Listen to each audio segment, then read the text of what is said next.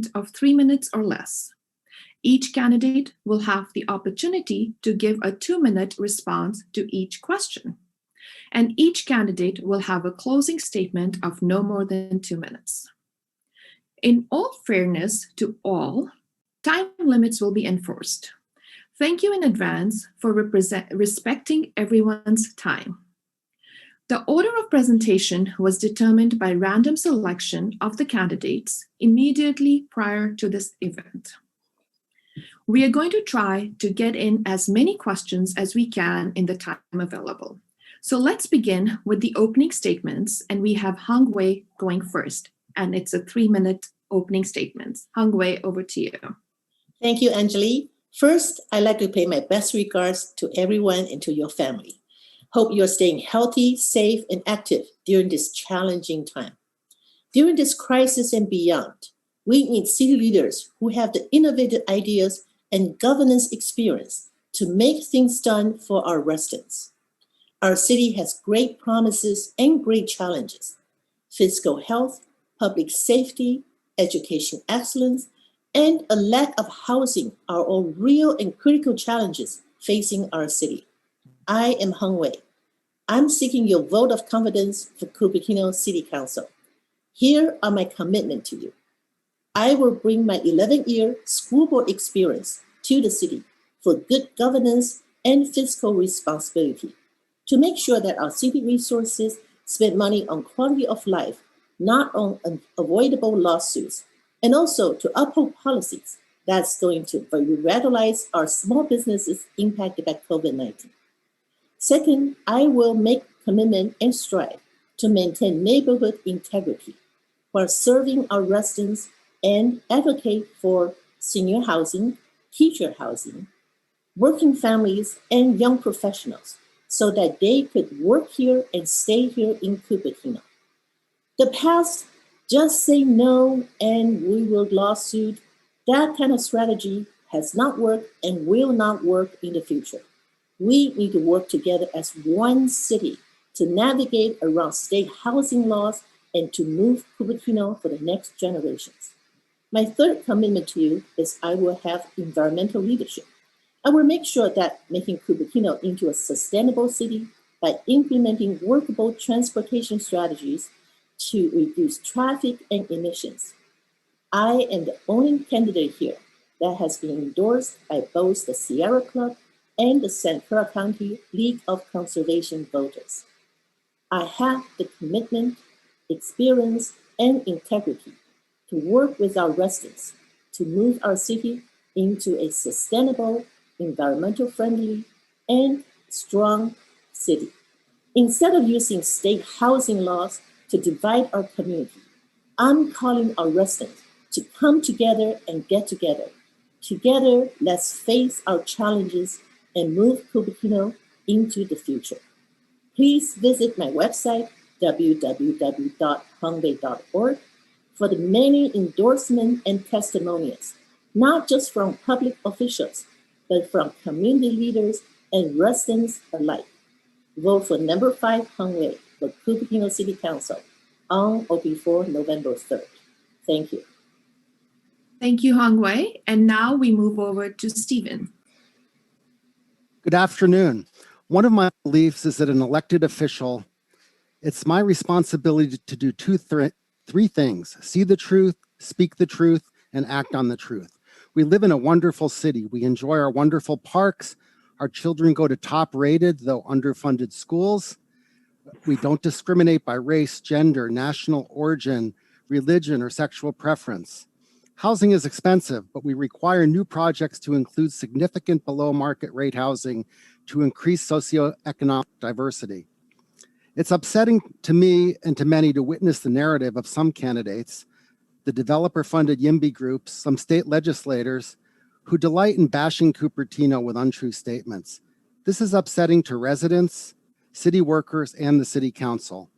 I don't know how many people believe the false narrative, but I'll quote former President Abraham Lincoln, who said, "Don't believe everything that you read on the internet."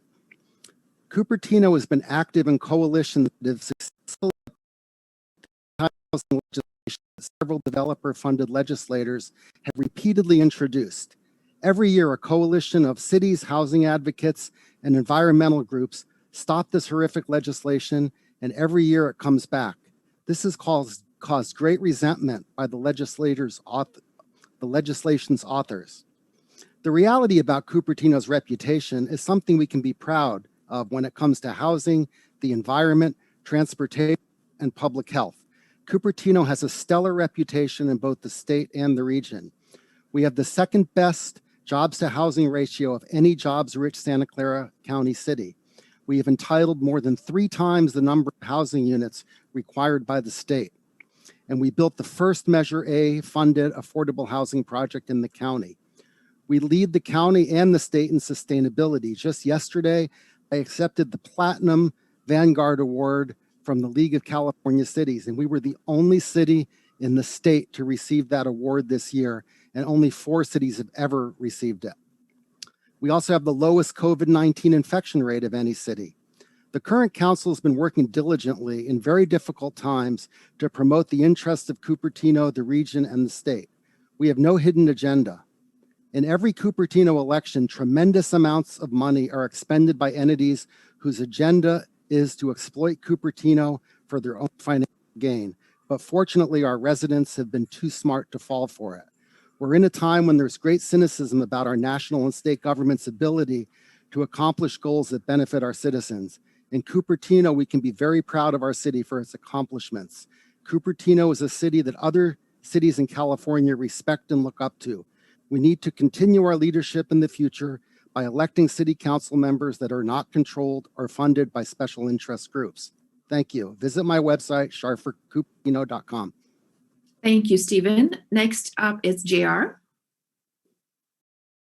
Thank you, Anjali, and to the Chamber for today's forum, to the public for coming, and frankly, also to my fellow candidates so that voters have the opportunity to compare us all side by side. My name is JR Fruen. I am a third-generation resident of Cupertino and an attorney in private practice.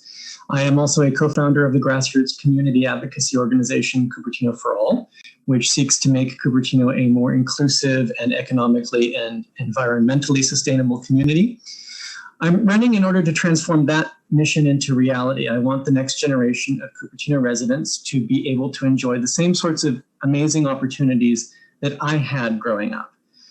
That's becoming vanishingly difficult now because of the extreme cost of housing, which makes it harder for young families to move here, for our own children to return and to build a life here, for our senior citizens to downsize within the community, and which also, frankly, starves our small businesses of customers.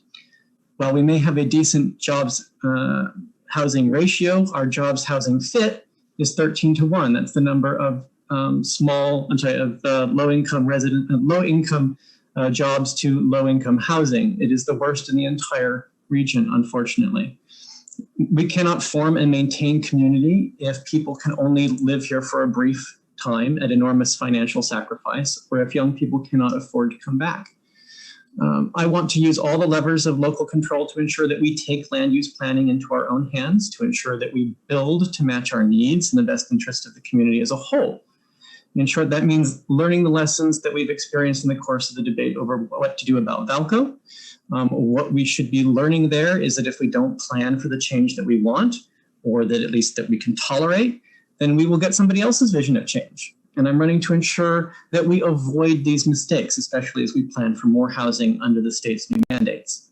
If we do it right, we can mitigate traffic, make Cupertino more affordable, without impacting existing neighborhoods, make our city more walkable and bikeable, reduce our carbon emissions, and bolster our small businesses with a reliable new customer base. All of which are goals I want us to achieve together. I'm also running to ensure that all residents have a voice so that our civic discourse becomes a more civil discourse. We can do better than where we are now by seeing each other as neighbors and respecting each other's ability to participate. As the only attorney running, and as a longstanding community advocate, and as someone who grew up here, I have both a unique set of skills and a different perspective that will bring added balance to our city council and its deliberations.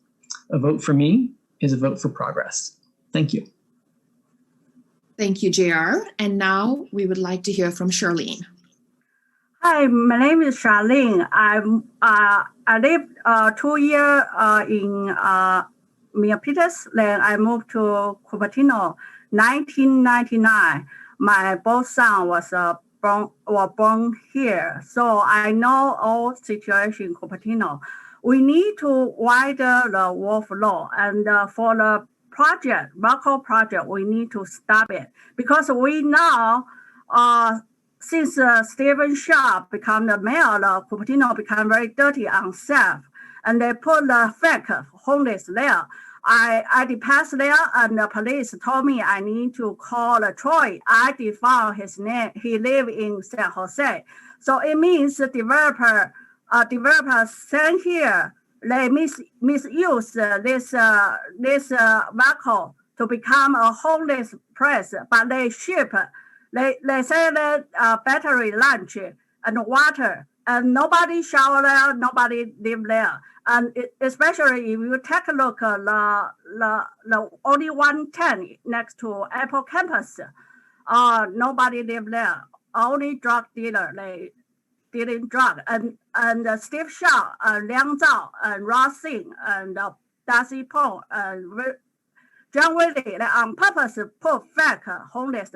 I did told city manager Deborah Fang, nobody live in that one next to the Apple campus. Only very small camp, but nobody live there. I go there every 1 hour, even the night. I check. I have video of and the photo. But Steve Sharp, if you think that has photo or city manager, they need to provide evidence.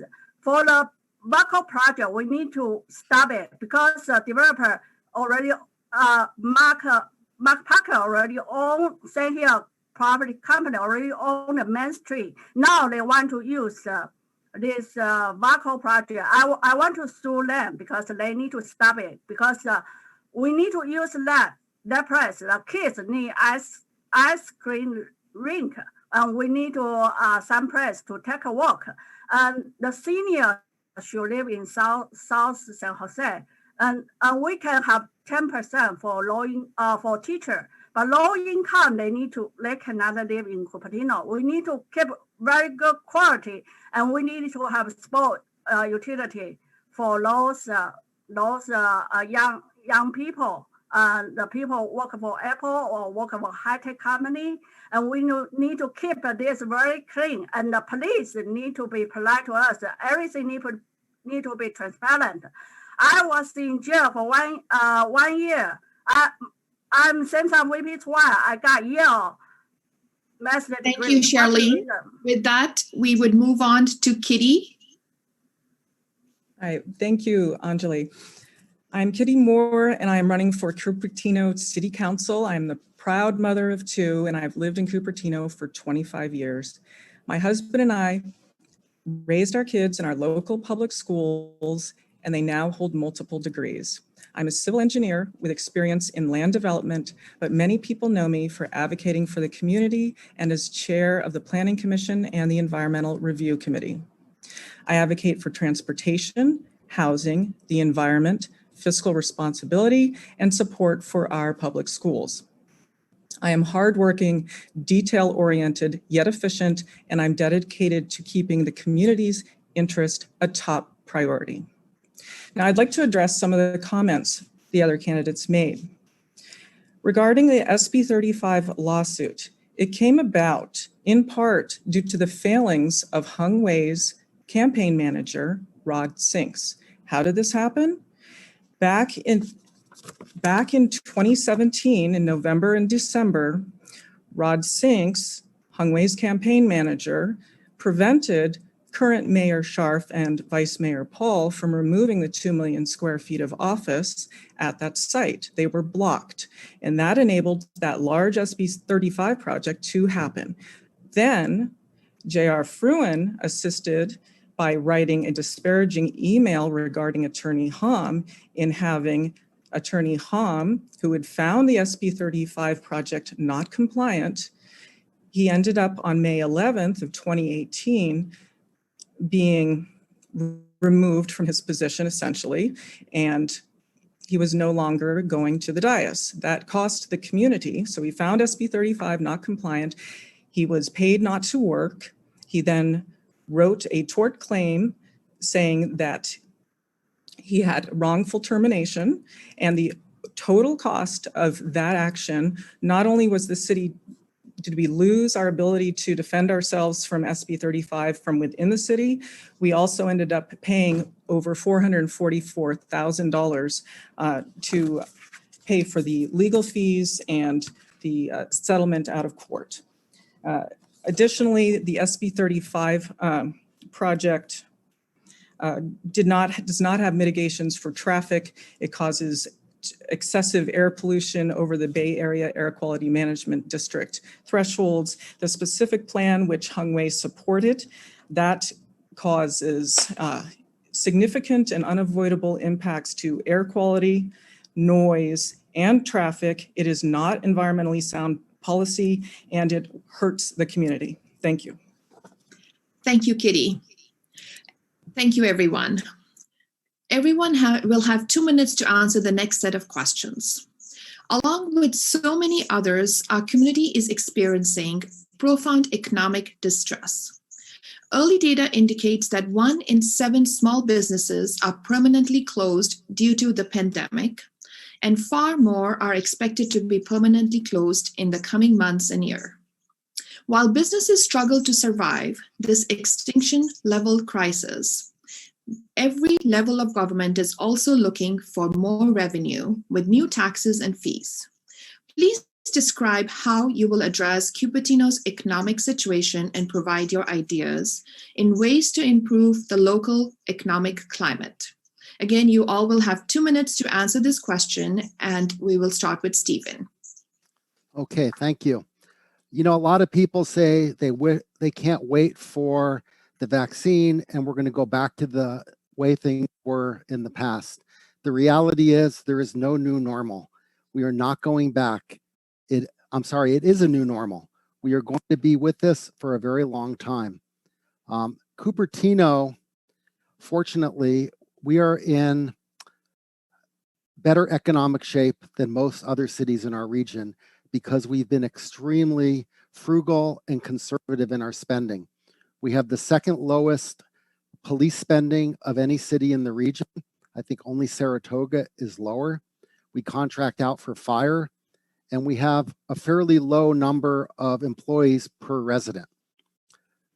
Now, of course, we're losing a lot of revenue in various ways. We're losing our hotel tax because the hotels are mostly empty. We're losing a lot of restaurant tax. And of course, unfortunately, we have lost all the revenue from the Vallco shopping mall, which even in its state of not having a lot of stores was still providing significant sales tax revenue to our city. So moving forward, how do we get out of this mess? It's going to be a long road.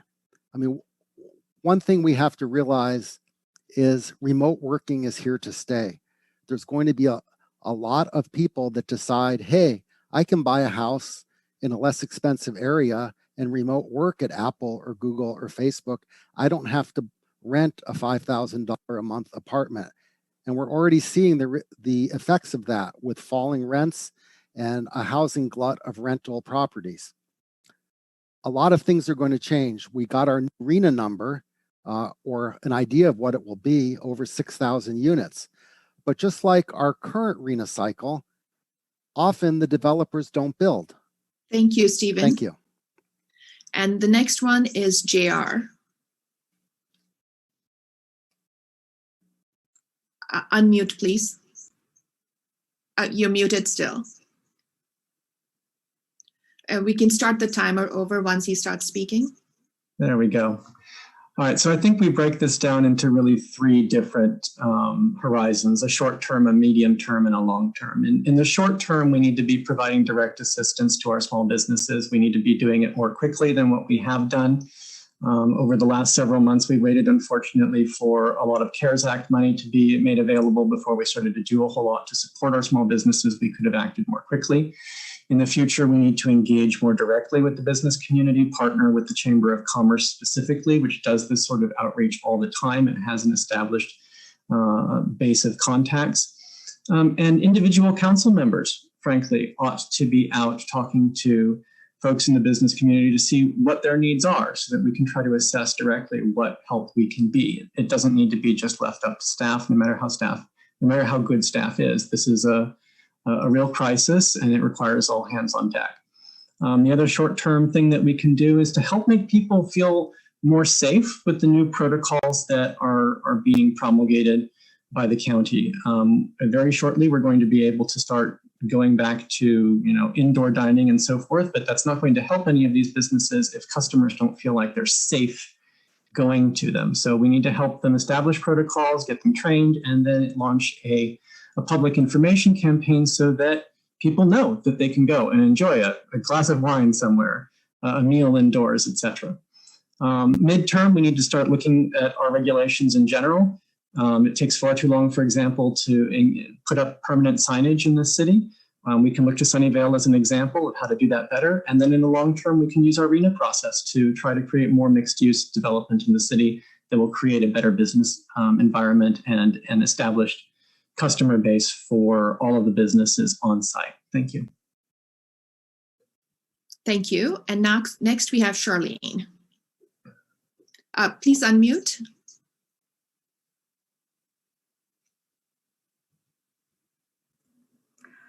I went to the Sunnyvale, just one block above the north of Homestead. There are 30% condo is empty. So if we build 2,400 in small Vallco, nobody will come to here because they have a very serious traffic jam. Nobody want to come here. And also the Steve Scharf and Liangzhao and all those city council, so we need to keep them out. I would like to all 5 candidates to be a new group. We can create better Cupertino. In city of San Jose, next to the court, I see all the law firm move out because of homeless there. But now, Mayor Steve Scharf, city manager Deborah Fruen put the homeless, those are fake homeless here. They try to rule Cupertino, city of Cupertino. So we need to if some landlord, business landlord is very rich, we can discuss with them to reduce some rent. And also we cannot build 2,400 there because all money will go to developer San here and Mark Parker. That's not fair to us. We all work very hard to live here. We want good quality, good houses, and many business want the tourists to come. Now they put the homeless here, and they put a drug dealer here. They want to do Cupertino to make it very dirty. If nobody will go to a dirty, unsafe city. So we need to help those small business tenant, and we need to maybe once a month reduce the rent or have a bank to help those small business. Thank you, Charlene. And next we have Kitty. Thank you. So the city has an economic development committee, and we have an economic development plan. I would say that given the pandemic, we need to revisit the economic development plan. It is a few years old, and we need to tweak it to fit the current climate. The city did provide a $5,000 grant program to assist small businesses in the community. I was personally contacted by a small business owner in order to try to help them get opened up. We were a little bit behind from the other cities at one point, and that did work out, and the city manager assisted in that endeavor. Mayor Scharf mentioned Vallco. It was in 2014, it actually had $99 million in sales, even in its partially closed state. So there is a demand for retail in the area, and we've had a significant amount of retail leakage to the other communities. I think we all know this. If we're trying to go shop for a refrigerator, for instance, you are not going to be buying that in Cupertino. So in my opinion, the heart of the city needs to be planned to increase the retail frontages, make it more active, and have a real a real magnet for people to stay here in the community and shop and want to walk around. The longer that people are staying in an area and going from door to door and have interesting shops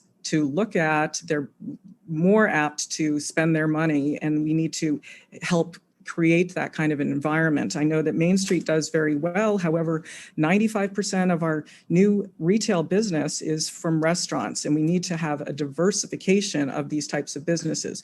Also, for our office space, 70% of it has been leased by one single employer, so we need to diversify that as well. Thank you. Thank you. Next, we have Han Wei.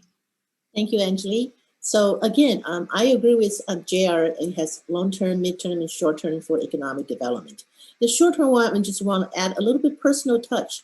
Just like schools, students are not one size fits all. So businesses are not one size fits all either. So open communications with different kind of businesses, what kind of help they need in certain kind of business, I think it's immediate need. Okay, so our city needs to open up communications with business owners and support them to recover. And once the COVID-19 loosens up its control, how do we advocate, how do we leaders in our community and get the residents out safely? That's a protocol that our city needs to work with to support small businesses in the short term. In the long term, I believe business brings tax revenues, hotel revenues. So we really need to have a long-term plan to support our long-term business recovery. That is intended with our city's economic recovery.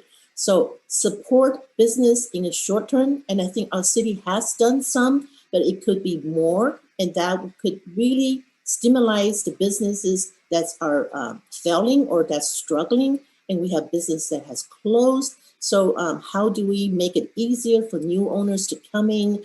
Less procedures, less time, give them more support. I think the city can do a lot more with the economic development department, and also long-term wise, let's revitalize our businesses, have more people eat here, shop here, live here, so that they are consumers for our businesses. And I think that's, we plan the city as a whole in collaboration with our business community, Cupertino Chamber of Commerce, and Chinese American Chamber of Commerce. There are a lot of organizations that can work with the city and to let the city know what kind of help they need. Thank you. Thank you, Hung Wei. And now we are moving on to our next question, which was one of the most common topics in the audience questions asked, and it's about housing. The legislature and how the governor of the state of California has made it clear that the creation of new housing is both a priority and a legal matter for cities throughout the state. How do you propose to address housing in Cupertino? You all have 2 minutes to respond to this question, and we'll start with JR. So we have an unprecedented opportunity coming up here in our next RHNA cycle. And if we take it seriously and address it honestly and try to focus on what our real needs are rather than just minimum compliance with state law, I think we can make a real difference here. Over the past couple of years, what we've seen, especially at, say, the Westport project, is that there is an over-focus on simply ensuring that whatever is built is simply not going to get Cupertino in trouble with the law. That's not really the way that we should be approaching housing. We should be looking at what our needs are and trying to ensure that what we plan for meets those needs. And we can do that by using all the tools at our discretion. One of those is, for example, employing form-based coding as an alternative to just traditional land use planning principles like density. This way we can actually decide on what the sort of massing and bulk of new projects is, and we can feel like we're comfortable in the community that we've got. And rather than having to surrender to the notion that we're only going to have projects like SB 35, where everything is extremely tall, we can get the kind of shape that we would really like to see. We can also help homeowners by allowing them to tap into their equity, streamlining things like ADUs beyond what the state simply requires that actually meet our needs, make these things more flexible for homeowners so that they can contribute to solving this problem. We can focus our new development in places that are going to mitigate our traffic and environmental impacts, places like Stevens Creek Boulevard and De Anza Boulevard, et cetera, that are closer to transit. And in so doing, we can try to leverage what would already be retail space so that those areas can get a new client base over time, and we will have a more sustainable community for the future. Thank you. Thank you, JR. Charlene, please unmute. I have a real estate broker license and appraisal license. And I recently received 5 emails from Mr. Warren Buffett. I did discuss this question with him, and my husband is friend of Terry Guo, is the richest person in Taiwan, and I am friend of Samuel Ying. For this Cupertino, we need to keep that good environment. Yeah, we can build low-income house in Exeter, in Beverly Hills, in Manhattan. Yeah, Exeter has a bigger lot. Everybody have bigger lot, so the low-income house should build in Exeter.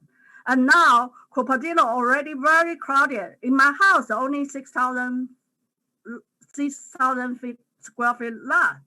So it's very crowded here. So we need to figure this to try to make Cupertino like Singapore, or like Vancouver, or like Kampala, Australia.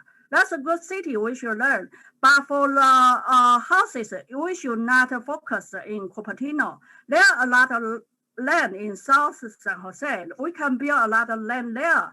That we can build houses for homeless, for low-income houses. But Cupertino, we cannot build too many. The Wolfe Road is built maybe 40 years ago. But in Google, Icon, Matida, they have 10 land. So each side has 5 land. But look at Wolfe Road, only have 2 or 3 road, and above the 280, it's only 2 lane. So this road need to be designed. We need to stop Vallco. We need to stop them because we cannot give all the land to the St. Here property company. Thank you, Charlene. Thank you, Charlene. And next we have Kitty Moore. Thank you. So I would like to mention something about form-based coding. One of the problems with it is that it does not state what element would be in each portion, so that you could end up with a project which would worsen the jobs to housing balance if you're not careful about how it is used. SB 35 does not dictate shape at all. The height of Vallco was due to the previous city council, including Hung Wei's campaign manager, Rod Sinks, not putting a height limit on the Vallco project. Thankfully, the current city council saw the wisdom in putting a height limit, and they have done so. Cupertino has entitled 3,457 housing units, including a great number of affordable units. However, the city of Cupertino is not a construction company, and we cannot force the developer to build. And it is actually rather curious that we have all these units entitled and that the developer in lucrative Cupertino has not begun building. That's really surprising, and I don't really understand it. And I feel as though that there is a possibility that they're holding out, hoping that the city will extend to them some, cut them a break so that they won't have to provide some mitigations for some things. I'm curious about that. We will be getting between 4,000 and 6,000 units in our next cycle. We need to locate those units in places where there is adequate transportation and access to transit in the future. It is really unfortunate we require 15% affordable units. It's really unfortunate that we do not have the affordable housing funding coming from the state, which we should be having. And Senator Bell has twice now been lost trying to get us funding, and we need to keep asking for that from the state because they can't say you need to provide affordable housing and yet give us no support. Thank you. Thank you, Kitty. Hung Wei. Thank you, Angeli. This is where my quality will come in. I am a person who can bridge different perspectives and bring people together for constructive solutions. We need construction solutions. The next RENA session starting 2023 to 2030 is going to give us a 6,200 units of housing allocation. It is daunting for any city council members or candidates who will become city council members. So what do? The first thing we do is we get our city together, get a citizen advisory committee together, look at every parcel, every place where our city is. Where can we find housing close to work? Where can we find housing for seniors, for teachers, for young professionals, working families? Where can we satisfy state housing law allocation, but still build a vibrant, beneficial city for Cupertino's next generation to come? So this is a daunting issue, but together as one city, we can make it happen. We can make it work. We can make it an advantage. Every challenge comes with opportunities. Is that opportunity for innovative thinking, for creative thinking, for bringing our city together? So instead of dividing our cities, let's bring our city together. Look at what we have, what could we have in the future, what's good for the environment, what will reduce traffic, what we get closer to work, what we make people who work Cupertino to eat and enjoy Cupertino. This is a job for a city leader to do. Instead of dividing our cities, let's put it together, bridge our differences, work together as one city, move forward to satisfy our housing allocation, and at the same time, build a vibrant city for our seniors, for our teachers, for working families, for young professionals. We can do it together. Thank you. Thank you, Hung. Next, we have Stephen. Thank you. On August 21st, I was on a conference call with Senator Bell, California Association of Local Electeds. Candidate Moore was also on that call. There were no other candidates on it. And Senator Bell, who I really appreciate, it's true he had 2 bills shot down in the legislature that would have provided funding for affordable housing. And Senator Bell said some, really good things. First of all, the market rate housing, actually right now there's a glut and there's no horizon where that glut is going to go away. It's just built way too much market rate housing. What we don't have is the affordable housing for seniors and families. And there's also a big need for developmentally disabled housing. So the problem is, and Kitty pointed it out, the state of California has no interest in spending money on affordable housing. And that is the kind of housing that we need. We look at some of these projects that are coming forward, the SB 35, they always find a way to get out of following the city's ordinances. So the SB 35 housing, it's not inclusionary. It's all tiny units with nothing for families, which negatively affects school enrollment, although the schools in that area are not under-enrolled. Gentrification and displacement is really the goal that many of these legislators have when they pass these confiscatory laws. Fortunately, most of them have not passed. There's been a coalition of affordable housing advocates, cities, including Cupertino and most cities in the region, that have been able to stop these discriminatory housing laws being introduced by legislators like Senator Wiener and David Chu. We really do need to concentrate on mass transit as well, so we can move workers from areas that have the land for the kind of housing they want to the jobs where they're working, although now many can remote work. Thank you. Thank you, Stephen. With this, we go to our next question, which is a especially difficult and complicated subject. The questioner asks, the sight of tents on Wolfe Road is heartbreaking and troubling. How do you plan to address the homelessness problem in Cupertino? Everyone will have 2 minutes to answer this question, and we will be starting with Charlene.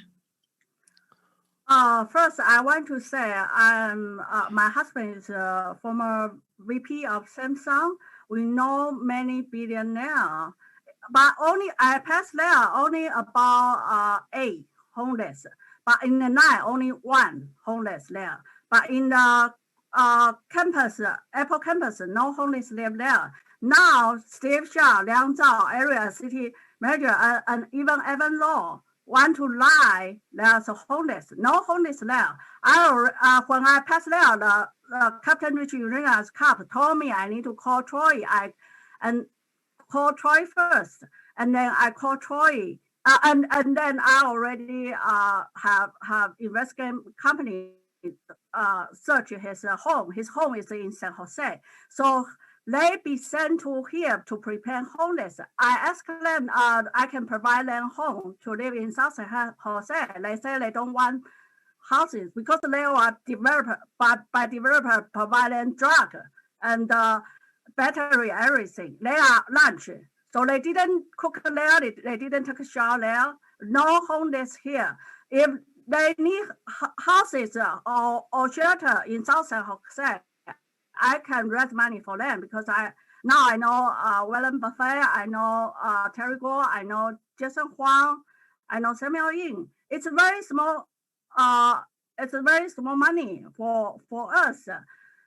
But it's ridiculous. Everyone want to move to Los Altos here if we can.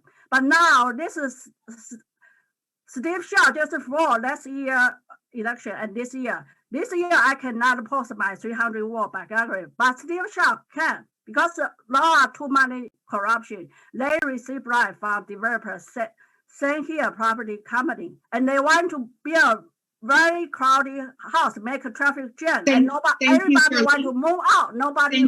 Thank you, Charlene. We need Thank to you. move on. Thank you. Next, it's Kitty. Okay, thanks, Anjali. So I've been campaigning at Cali Mill Plaza for several weeks, and we have had several homeless visitors at that location. I gave one man all my food, and he was extremely grateful, and he was trying to give me his utensils even, and I told him, no, you need to keep those. And he didn't look like he had any backpack or anything on him, that he was just out in the elements. We were at another location, and a lady came over, and she was looking in my cart, and she was hoping for food as well. So I am personally aware of this situation. I drive past the Wolfe encampment very regularly. We need to find, if it's possible, work for people who are homeless and have criminal records. If they are able-bodied and they want work, we need to find a way to help them.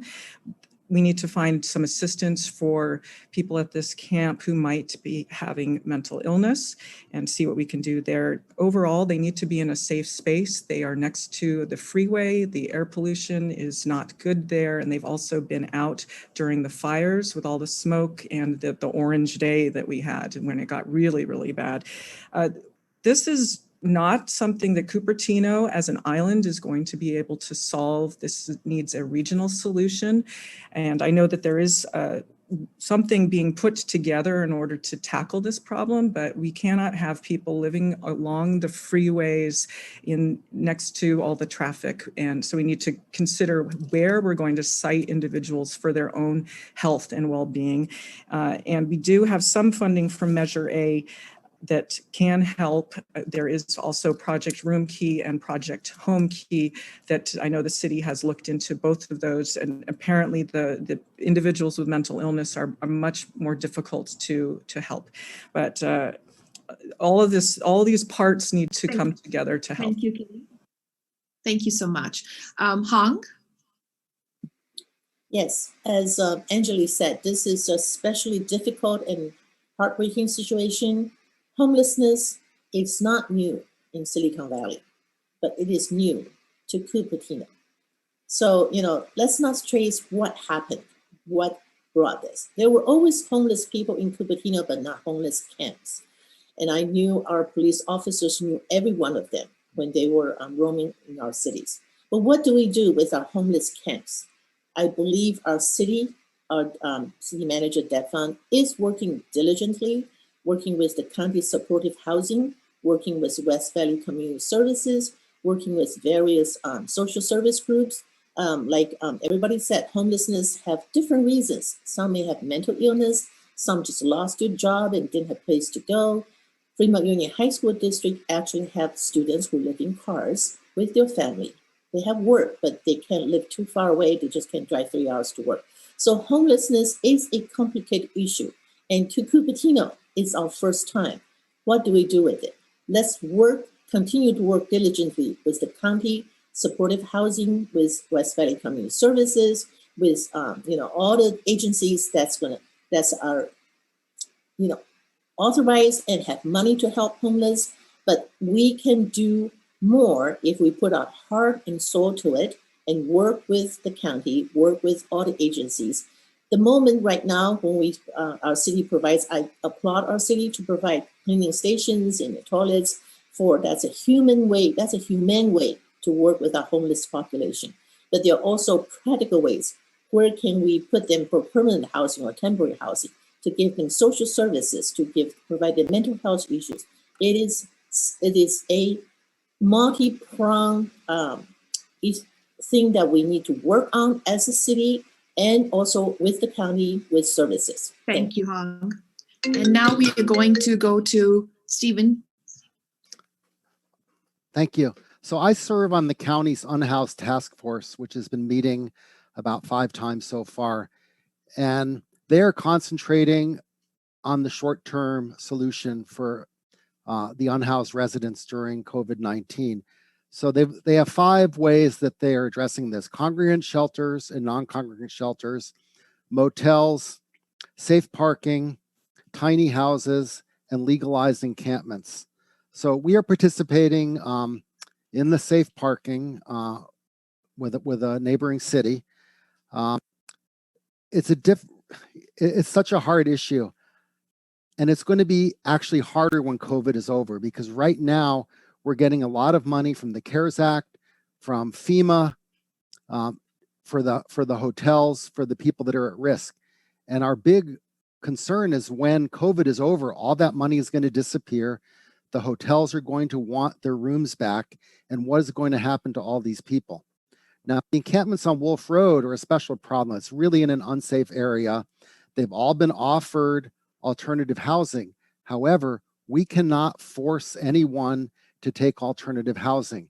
And due to the rules during COVID, we are not doing, no cities are doing sweeps of encampments, although Caltrans has started to do some.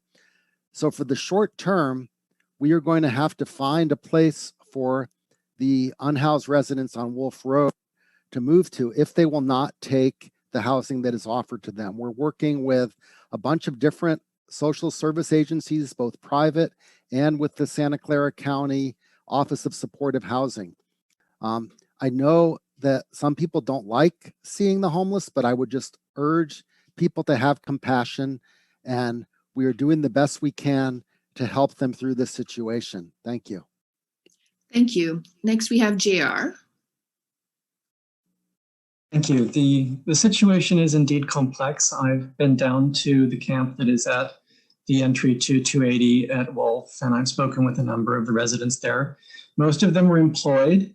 Most of them simply cannot afford to continue to live in Cupertino. They are former residents, or they are residents of areas that are nearby in the past, and they've simply been priced out. And it's not really enough to rely on the county. Yeah, there's a committee, but we have a city council, and it can take responsibility for our own who are here. We need to see these people as our own neighbors and residents, and that means actually trying to work very, very hard to come up with a short-term solution in partnership with the private sector. We have a number of churches in this area who have increased tools now under state law to be able to help provide supportive housing. That's what we should be working on. And then on the longer term, we really need to get our act together on affordable housing. That means taking it honestly, seriously. We can't take the same approach that we did with Vallco. I heard earlier that we've entitled a whole lot of housing, the developers don't build things, et cetera, but this has all happened because of state housing laws. It's not because of the leadership from council. This council disentitled 2,000 homes, 2,000, by throwing out the award-winning Vallco specific plan and by downzoning Vallco subsequently and provoking a lawsuit. This is our responsibility. We should treat it that way. I know that Mayor Scharf and Chair Moore spoke glowingly of Senator Jim Bell. Senator Jim Bell agrees with my housing platform and all of the above plan, which is why he endorsed me alone out of all of the candidates here today. Thank you. Thank you, JR. This next question is related to the city's general plan. Do you support the notion that the general plan is a living document? If so, do you support general plan amendments on the merits of new projects coming before the council? You all have 2 minutes to answer it, and we will be starting with Kitty. So the general plan is the blueprint for the community. That is correct. The problem with the general plan amendments is that the process was not very well defined. We recently had a project that had a general plan amendment come to the Planning Commission. And it really wasn't clear where we were allowed to say no for the particular project, because once a project has made it through the gate from City Council, we're not told, what levels about that project make it so that we're going to recommend it for denial. So the process needs to have some policies around it so that we understand what our action is supposed to be.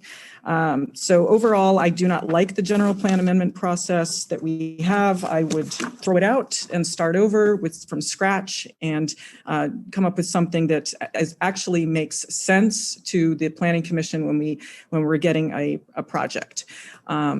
I can see I need to plug in my computer, and I'm going to do that before you lose me. I think that'll be fun.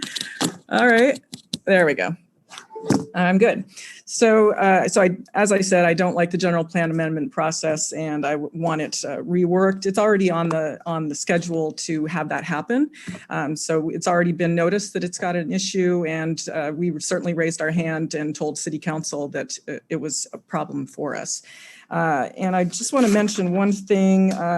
The specific plan process that was just mentioned has a horrible jobs to housing balance, and it had a deficit of about 2,611 housing units because it had so much office. And if we're going to be honest about that, the problem with all of the additions of Vallco that we've seen, all of those renditions, is that they have too much office. It is my belief that that was the intention, for it to be primarily an office park. So we have to understand how the jobs to housing imbalance keeps working. All right, thank you. Thank you, Kitty. Hong? Yes, just as any blueprint, our general plan is a blueprint of the city. And I totally believe the blueprint is good to follow, but just like when we educate kids, everybody's different, not one size fits all. The general plan also is not a one size fits all. And here I must applaud on the general plan amendment, on the Westport project. There are some elements that have reasonably asked for general plan amendment. So, in addition to the general plan. So I believe general plan is a blueprint for the city. And when developers come in, they comply with the general plan, but look at each development. Where can the general plan adjust so that it makes a better project for Cupertino residents? Not a worse, but a better project. However, general plan amendment does need to be looked at every, I would say, 10 years or 15 years, because things change.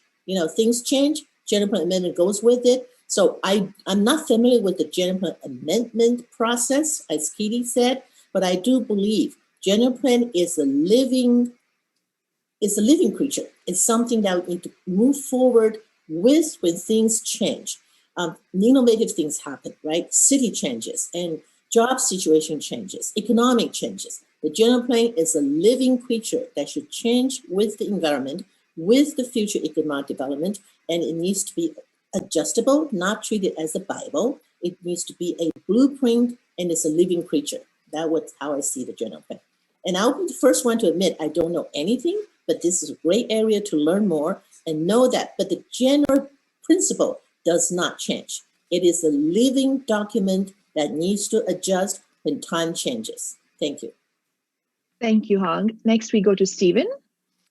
Okay, I will agree with Kitty here. The general plan amendment process is quite broken. The gateway process is where a developer comes in and essentially says, I'll give you a few freebies, and in return, let me build this really terrible project. So we saw this with Westport. The developer tried 3 times for a general plan amendment. They didn't make it through the gateway process the first 2 times.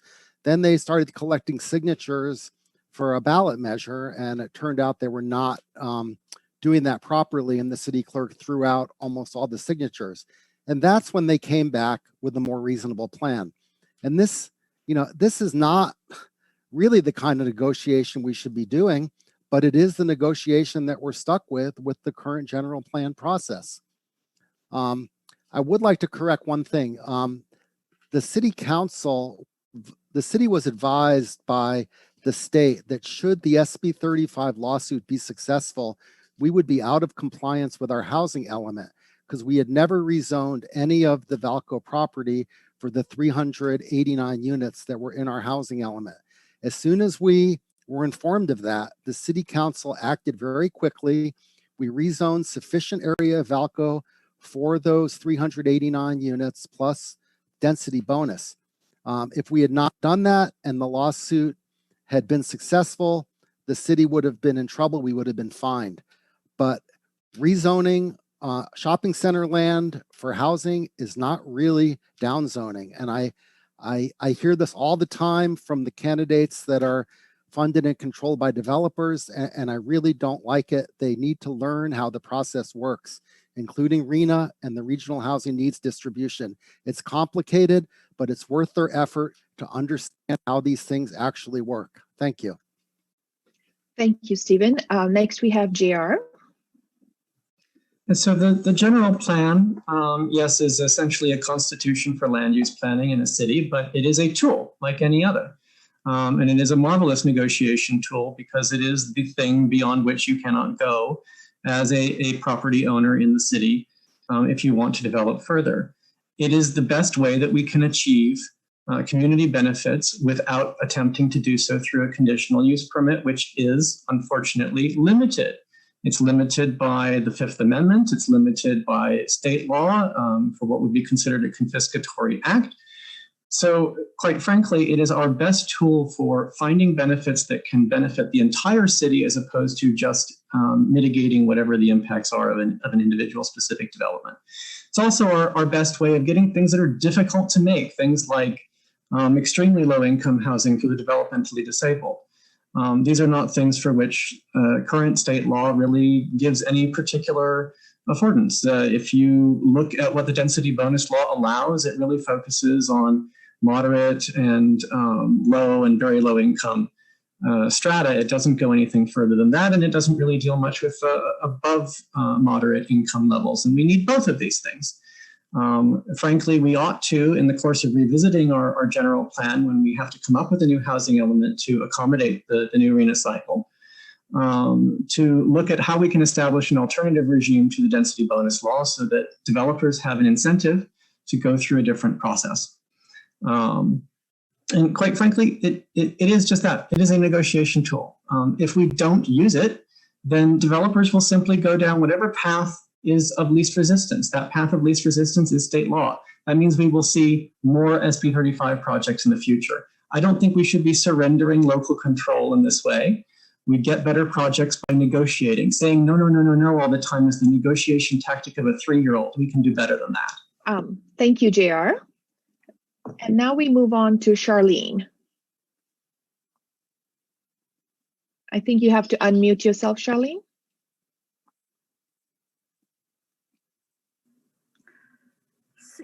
Cupertino city government never follow the rule. According to the rule, he need to put they need to put the developer proposal onto the Vallco, and they spend $200,000 to fire a city attorney because those projects did not meet the requirement. Also, residents of Cupertino want to have 45% like San Jose. Now we only have 35%, but they on purpose to build a lot of low income or very crowded, make us everyone want to move out here. My neighbor already moved to the south state of America, and we don't want to live in a place that have democratic. They put the Cupertino very dirty, unhappy, and dirty or bad. Judge bad cop.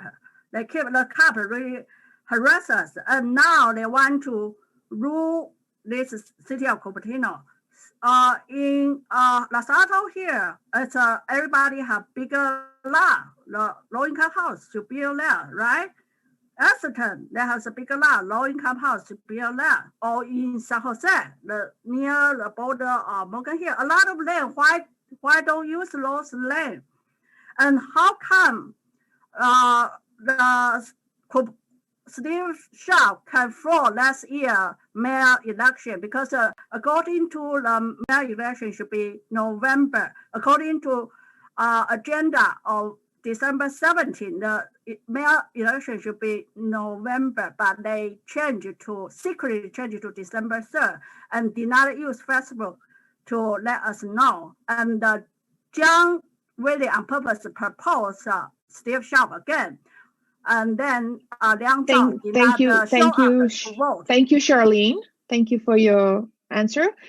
And finally, we have no city council candidate forum since the 1995 is complete without a question related to the redevelopment of Vallco.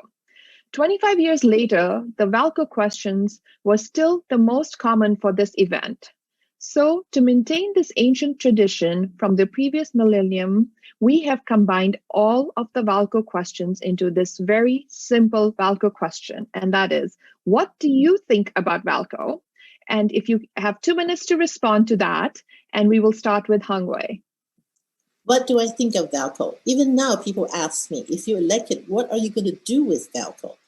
Vallco's only viable project right now on the table is Vallco's specific plan, SB 35 project. Here I want to say candidate Moore's lawsuit, SB 35 project, Friends of Better Community against the city of Cupertino, lost in every count, has nothing to do with Rossings, because of the 60-page law ruling from the lawyer, you can from the court, you can see the Friends of Better Community lost on every count. They did not interpret SB 35 law correctly. What could have happened to Vallco? Yes, I did support the SB 35, not the SB 35, but the specific plan. It is a much better project with more housing, less office, with balanced housing, with housing for teachers, with $95 million of community benefit.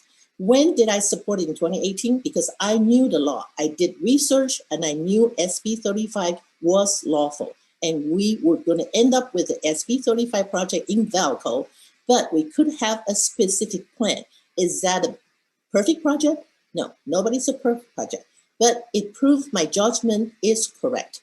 We now have the SB 35 project in Vallco, which I believe Better Cupertino does not like.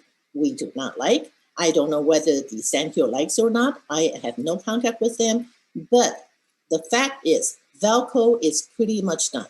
We have an SB 35 Vallco project that's probably going to in progress. What can we do? Let's make the best of it. We still have 6,200 units of arena coming up 2023 to 2030. Let's get our city together, be on one city, plan it to avoid another SB 35 project. Take Vallco as a lesson. Let's not do that again. Let's not lose the control again. Thank you, Hung Wei. Thank you. Stephen? Great. First, I want to say hopefully voters will not vote for candidates that engage in blatant violations of the Brown Act by holding illegal, not publicly noticed meetings with a quorum of council members. And even though prosecution is unlikely for Brown Act violations, it's still not right. What I'd like to say is, contrary to what Hung Wei said, for the SB, I think the SB 35 project is the best option out of what was presented. I did not like the Tier 2 project. I thought it didn't have enough affordable housing. It had too much office, and it did have more housing than the SB 35 project. What is actually not true is that the SB 35 is a done deal. The reality is no one likes it. The developer doesn't like it. The affordable housing advocates don't like it. The residents don't like it. There's the BMR units. There's none for families. And the reality is it is not too late. It is not under construction yet. And I can't disclose everything that's been discussed between the property owner and the city as it's confidential. But let's just say, we could still move forward with a community supported plan on that property that would make everybody much happier. And the COVID-19 reality is that there's already a glut of unaffordable market rate housing, and there's going to be a glut of Class A office space. So it's time for us to look at the new reality of the Bay Area and Silicon Valley, and we can come up with something that everyone will be much happier with on the Vallco property. I've been asked this question, what's happening with Vallco, probably more than anyone here. It's going to be on my tombstone, what's happening with Vallco? And I'd love to have a great solution that the community, the residents, and the property owner could all agree on. Thank you. Thank you, Stephen. Next, we will hear from JR.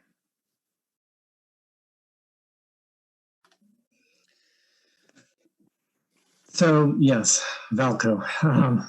It's been an issue for 20 years. In fact, frankly, it's been an issue for longer than that, ever since Emporium went under and the mall started to fail.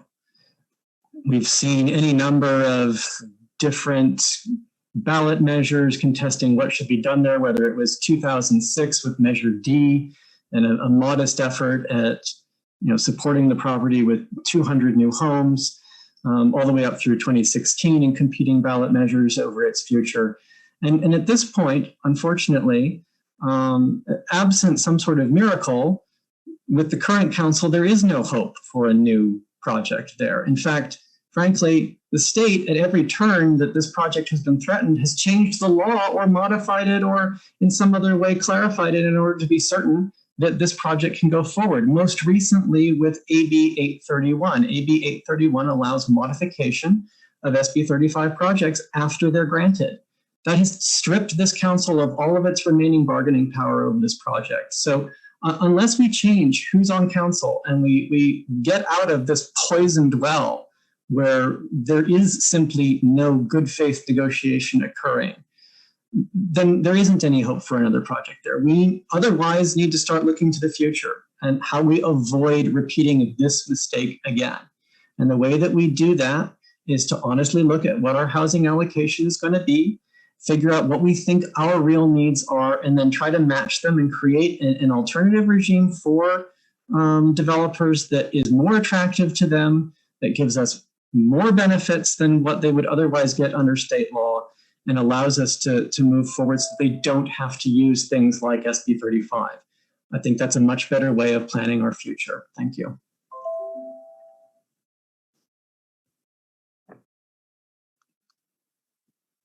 I think you have to unmute yourself, Charlene. It's my turn. It's my Yes, turn. It's your turn. Yeah, as I say, Steve Shaw, Liang Zhao, Darcy Paul, John Willie received a bribe from developer, Sam here property, and Mark Parker. So that's why they fraud last year's mayor election. They received bribe. That's why they put the homeless, fake homeless there. We already found the homeless is come from San Jose. They have residents. They live in San Jose. For the San Here property, we need to stop it. I want to invite all residents of Cupertino to park behind the pizza restaurant, and we need to go there, use the sidewalk to go to the Apple campus every day 3 times. So we need to keep using that land, and you will see no homeless live there.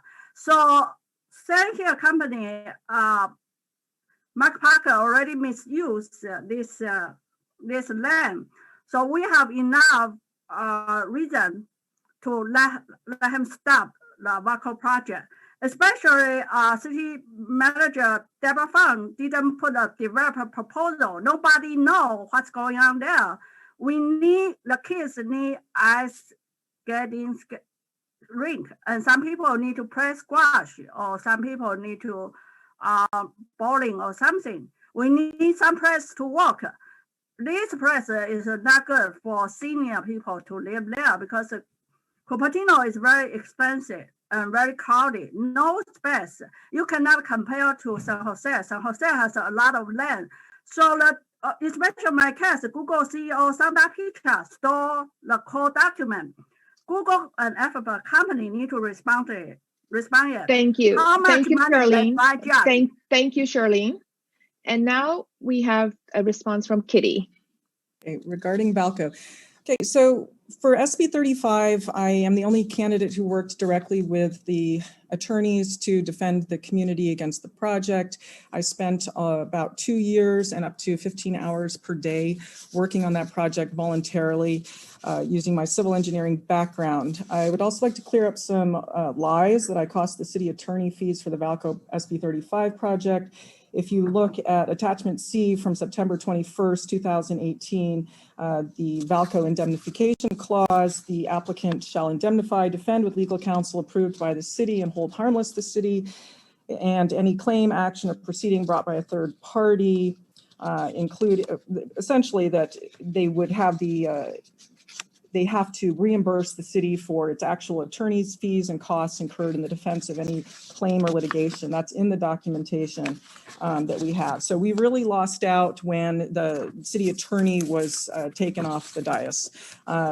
Vallco SB 35 is not an ideal project in many ways. The distorted use of the new law, which allegedly was written to help the housing crisis, offends our basic logic and belief in what is just and fair.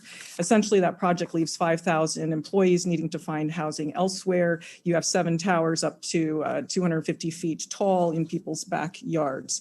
The specific plan process, I have trouble with someone saying that they are for the environment when that project will worsen air quality during operation and construction above the air quality thresholds by Bay Area Air Quality Management District.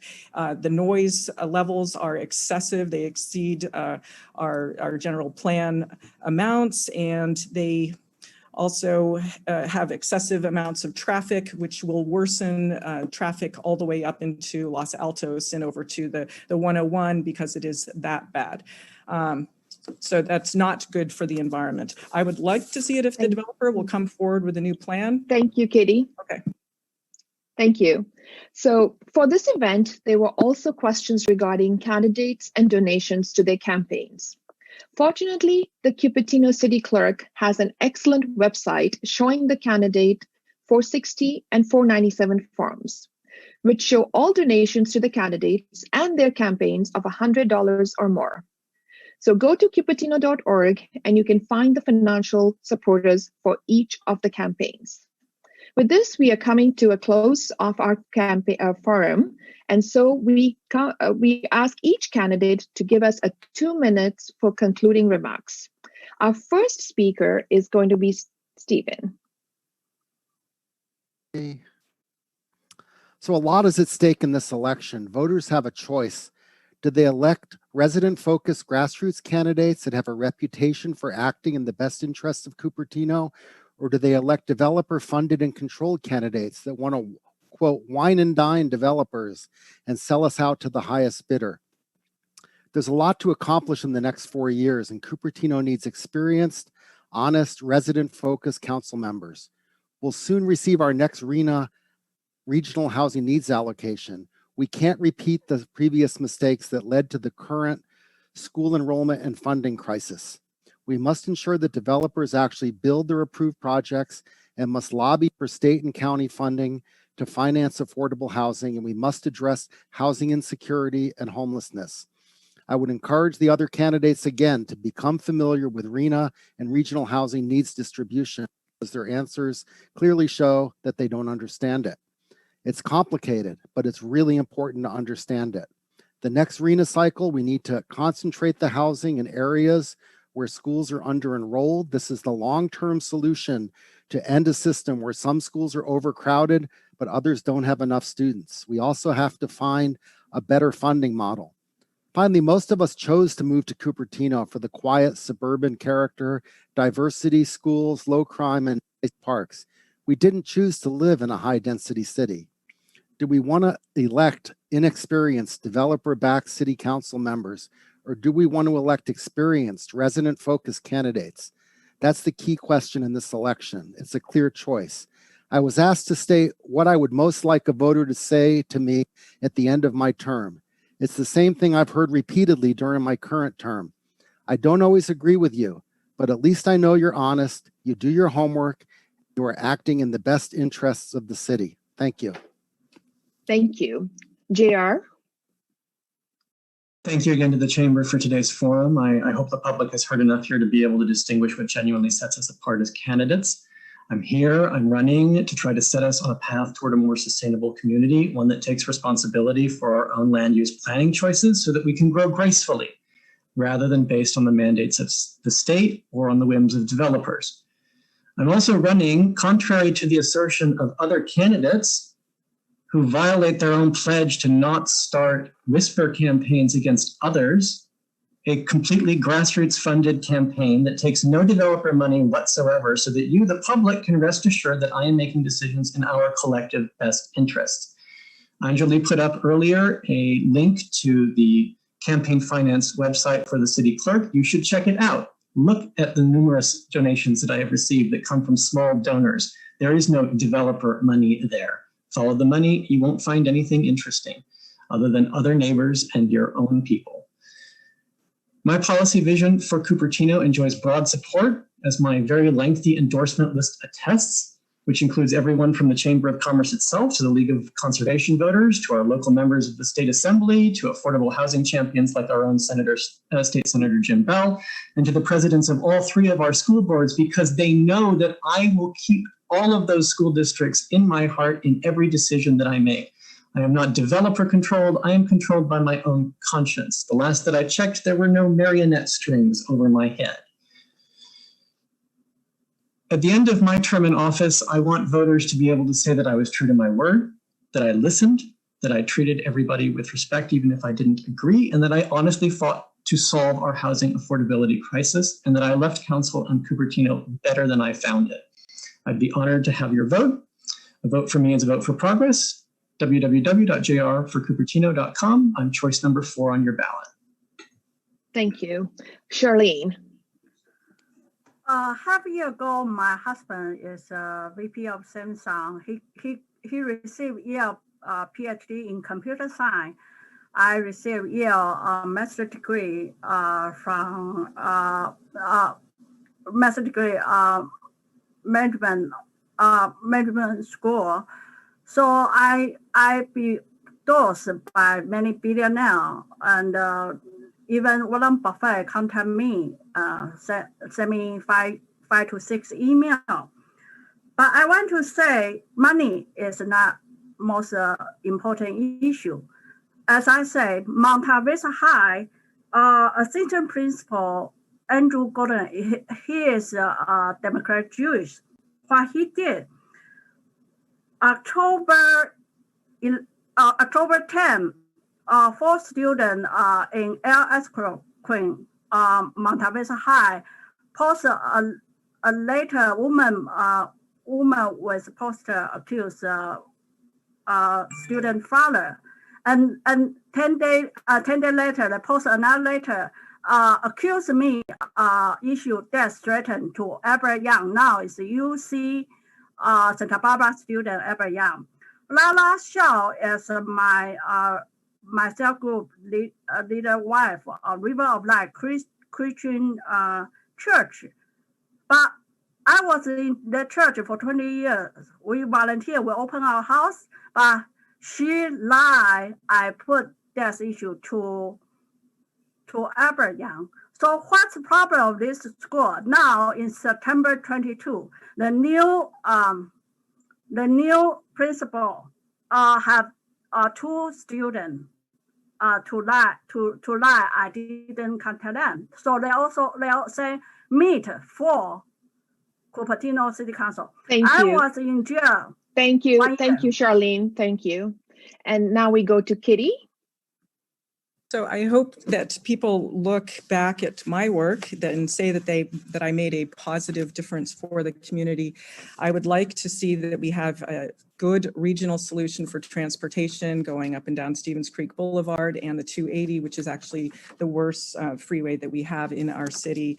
I'd like to see more housing, more affordable units, to know that those were built, that we have improved retail, including places for entertainment including the ice rink and the bowling alley and movie theaters, and that we have stopped the retail leakage outside of the community.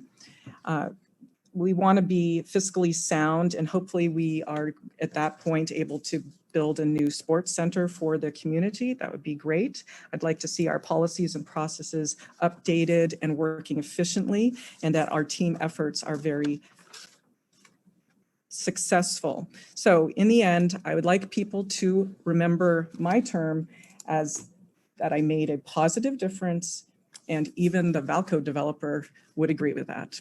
Thank you. Thank you, Kitty. And now we hear from Hung.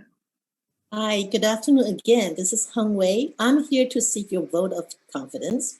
As a 30-year Cupertino resident and 20 plus years community volunteering, plus my 11 years as a high school board trustee, I have proven track record of leadership. Just look at how we made our Fremont Union High School District top notch by serving the 10,000 plus students and parents. I will bring this governance experience to the City Council. And my 20 plus years of community volunteering really brings, starting from the PTA to the High Schools Foundation, to the Northwest YMCA, to the League of Women Voters Club, Cupertino Sunnyvale, to COTA International, to the Rotary Club of Cupertino, to almost every nonprofit in our community. That has developed my skills in bridging different perspectives and make people to come together and have constructive and solid solutions. I have been a student-centered school trustee, and I will be a resident-centered city council member. Vote for integrity, experience, and commitment. And, you know, integrity counts in our city. I'm hoping that you would hear from other candidates who are attacking candidates here and right with false exaggeration and outright lies. So I want to emphasize to you, I am endorsed by all 15 educators, 5 Cupertino Union School District board members, 5 Fremont Union High School District board members, and 5 Foothill de Anza Community College board members. If I were developed controlled, I probably could fool 1 or 2 or half of them, but not all 15 of them.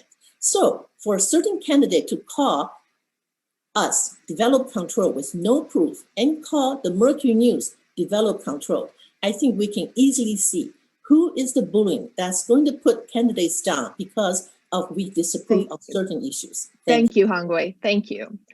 Thank you, everyone. If we were not able to answer your questions, we apologize.